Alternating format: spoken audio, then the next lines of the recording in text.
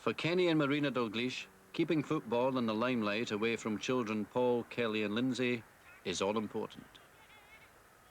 Without a lot of their help, there's no way that I'd be in the position that I'm in just now.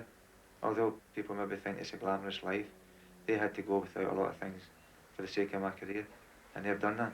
And really, it's towards them really that you're very, very grateful for them.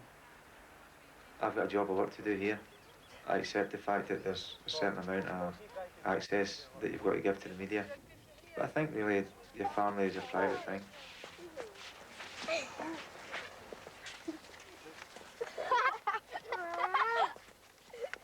Pressure rolling. Got a swing? Will I give her a swing, Kill? I will. 1, 2, 3. But they're getting a little bit older now, and in fairness to themselves, it's enough for them to be a daughter or a son of a famous footballer. I think it's right that they've got to lead their own lives now, and they've got to go on and be accepted for who they are, not for who their father is.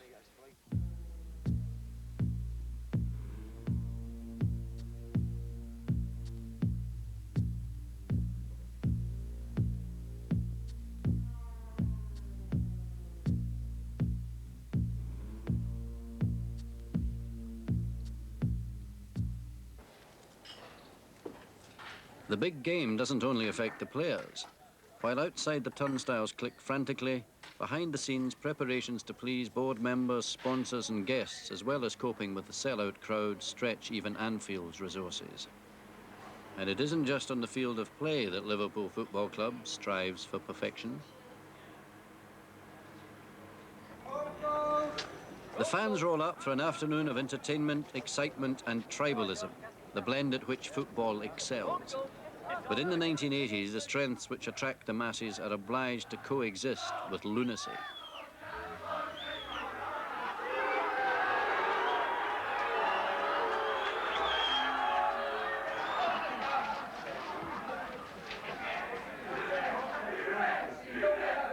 As the United players arrive, someone fires an ammonia spray at them. Young Liverpool fans are also in the line of fire.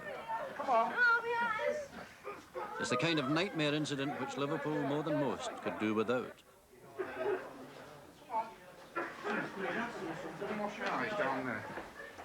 The visitors' dressing room becomes a first aid station, and United's Brian Robson stays on to assist the injured.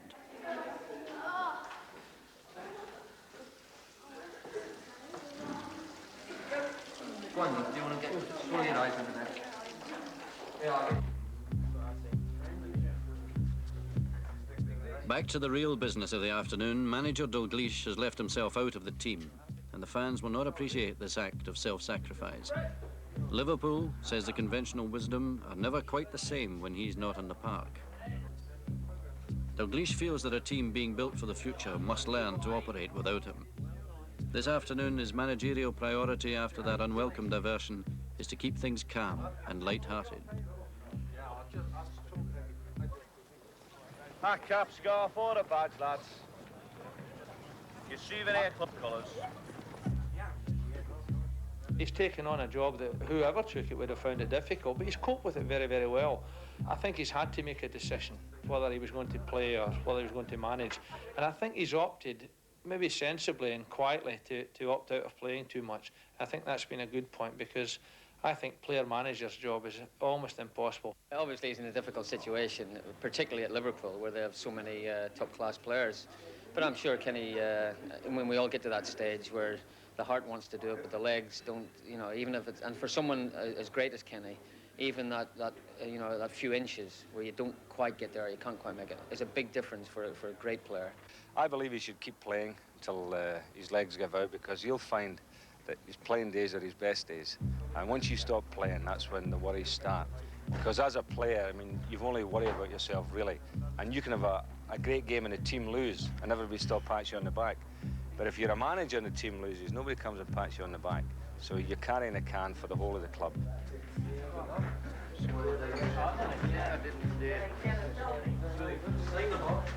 Who said The manager who slings the ball twice. no? Oh no. Maybe not in my Hey, I've just checked him.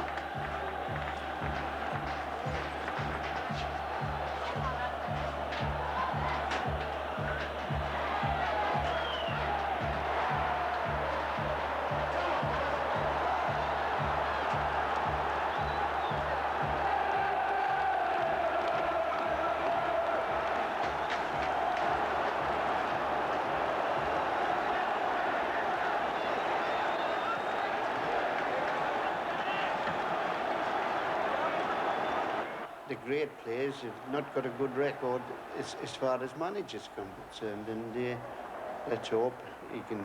And you need a little bit of luck going along the line. It doesn't matter how good you are, and that things can go adrift, and you can get a couple of injuries in the right place, and then it's got you struggling and that. And but he's certainly got the knowledge to, you know, persevere with the player. And when I say persevere with players, Nat, I think that was the failing of lots of the good players. They didn't have the patience. They just said, oh, he can't do that.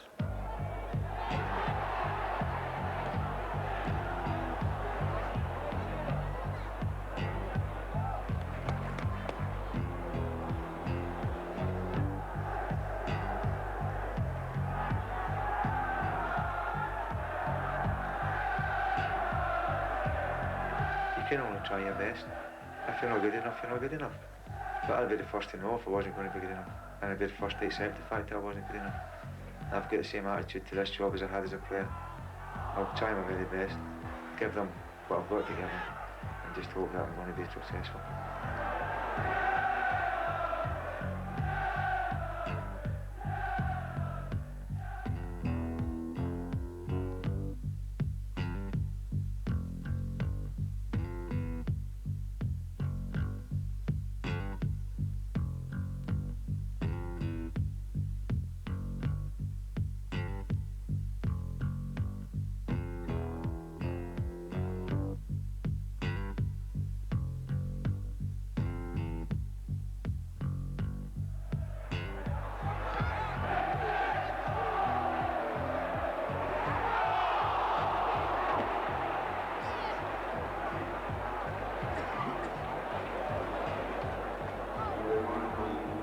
For a spell, Manchester United push forward and their pressure is rewarded with a goal.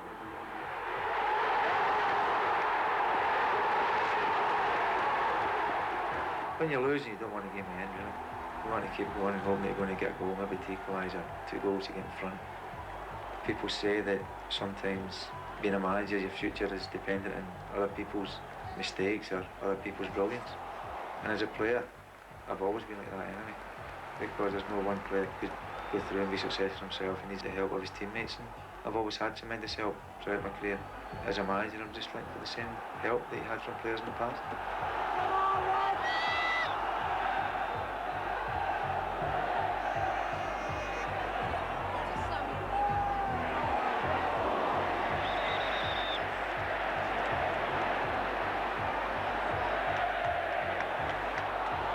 I couldn't see myself knowing what I could do on the field, and Kenny, I suppose, would be the same, knowing what he can do. Watching players who maybe haven't got the same sort of ability or talent, very, very frustrating. But to sit there and see people make mistakes has got to drive him nuts. I know it drives me nuts just as a spectator, so that's another problem he's got to overcome. I think he's got to change certain ways, but he'll still come and talk to you. I think being a manager, if he stayed the way he is, most probably he wouldn't have got the respect that he needed as a manager. But now he's a manager, he has changed a few ways, but he's still his old self. He'll still come training and he'll still talk to you. He's got the right mixture of being the manager and the player.